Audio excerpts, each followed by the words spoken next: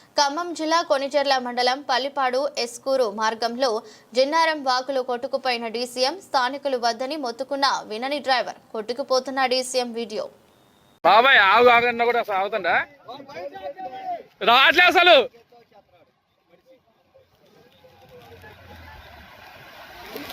అన్నా బండి ఆపి ఇట్లా దా అన్నా.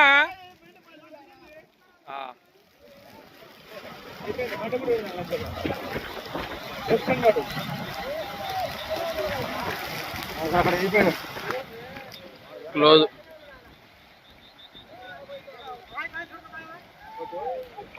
డోర్ తీసుకుంటావురా అయిపోయాడు.